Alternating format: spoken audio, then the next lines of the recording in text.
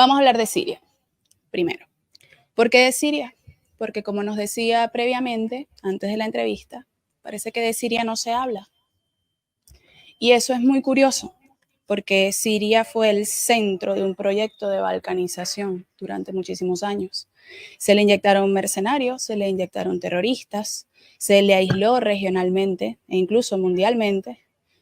Y después de 13 años, ahí está en pie su pueblo y su gobierno. ¿Qué rol tiene hoy Siria en lo que es el eje de la resistencia antiimperialista y antisionista? Sí, bueno, fíjate, antes una pregunta compleja y completa, diría yo, ¿no? Este, antes de responderte, sería bueno analizar un poco el proyecto sionista en la región. Tú hace un tiempo tuviste un programa bien interesante con el embajador amigo nuestro, hermano Soltani, y hablaron un poco de lo que, del proyecto este que uno cree insólito que en estos tiempos exista, ¿no? Que es la Gran Israel. Fíjate, la Gran Israel, no voy a extenderme mucho porque tú lo tocaste muy bien, abarca varios países, ¿no? Siria completamente, el Líbano completamente, Palestina, Jordania, parte de Egipto, parte de Irak y parte de Arabia Saudita.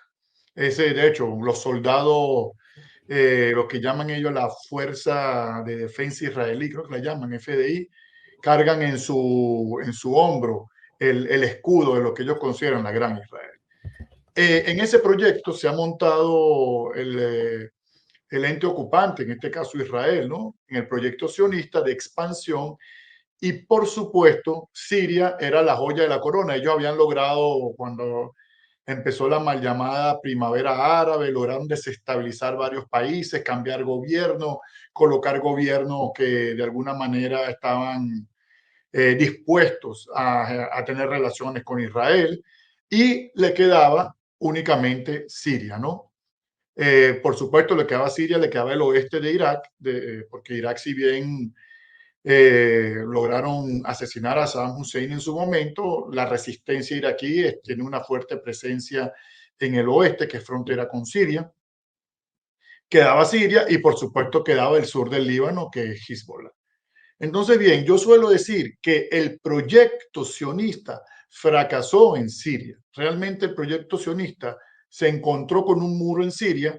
Si nosotros vemos los grupos terroristas que venían en constante expansión desde que empezó en la confrontación en Afganistán, estamos hablando de en aquel momento Al-Qaeda, después vinieron los grupos ISIS, después vino el Frente al-Nusra, y vinieron una serie de agrupaciones terroristas que fueron creciendo y encontraron su cementerio en Siria. La mayoría de esos grupos no lograron, no siguieron su expansión, todo lo contrario, mermaron muchísimo sus capacidades luego de la guerra en Siria. Sin embargo, el daño que ocasionaron en el país árabe es enorme, ¿no? Ya hablaremos más adelante. También es bueno decir que el conflicto en Siria no se ha acabado, porque muchas veces en Occidente quieren hacer ver como que, bueno, ya el conflicto en Siria se acabó, incluso hay una manipulación y hay un problema económico en Siria, entonces quieren atribuir el problema económico al gobierno sirio, etcétera, un poco como lo que han querido hacer con Venezuela, ¿no? Mostrarnos como Estado fallido. Sin embargo, es bueno mencionar que gran parte del norte y el noreste de Siria siguen ocupados. En el noroeste está Idlib. En Idlib es una región agrícola donde se produce trigo fundamentalmente. Siria se autoabastecía de trigo y exportaba trigo. Esa región está completamente ocupada por los grupos terroristas armados. Está el norte ocupado igualmente. Está el noreste ocupado, Hasake, Deir ez-Zor, Raqqa, toda esa zona también sigue ocupada. Hasake, por ejemplo, es una gran productora de algodón. Siria se autoabastecía y exportaba, era un exportador importante de algodón.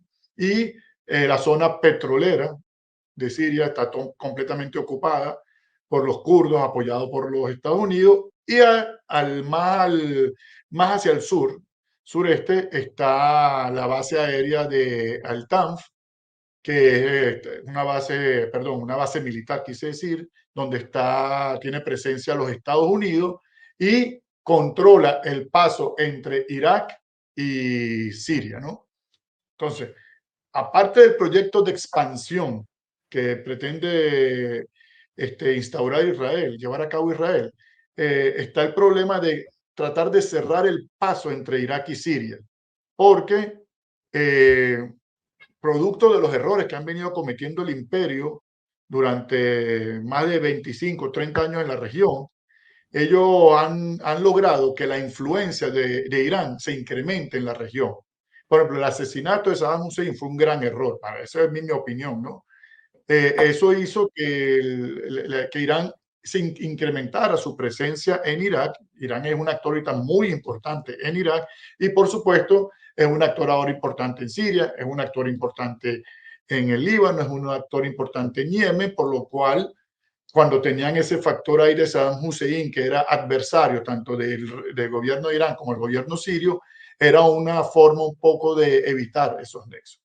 Entonces, bueno, Siria, ahora sí, un poco contestando tu pregunta, juega un rol fundamental en el conflicto que está en pleno desarrollo en estos momentos, fundamentalmente por ser una vía de conexión entre Irán y el Líbano. Y por eso es que ellos vemos que Israel bombardeó la frontera, el paso fronterizo entre Líbano y Siria, que conecta Damasco con el norte perdón, con el sureste del Líbano, ¿no? Con el Bekaa, con esa zona del Bekaa, que ha sido bombardeada, pero ellos bombardearon en la frontera en estos momentos está cerrada, el paso es caminando, no pueden pasar vehículos de carga, de transporte, ninguno. La única frontera que queda abierta es por el norte del Líbano, que conecta con la costa siria, que es Tartus, que es donde tienen presencia los rusos. Entonces ahí es un poco más complicado para Israel hacer algo. Sin embargo, no le perdonan a Siria que Siria haya hecho fracasar el proyecto sionista. No le perdonan a Siria que Siria haya generado alianzas con Rusia, con Irán, con Hezbollah, y de esa manera lograron derrotar el terrorismo. Siria llegó a perder casi el 83%, el control del 83% de su territorio. Ya hoy en día Siria, el gobierno sirio tiene control sobre aproximadamente el 70% del territorio. Y bueno, sigue avanzando, ¿no? Sigue dando pasos firmes en la recuperación. Laiguana.tv.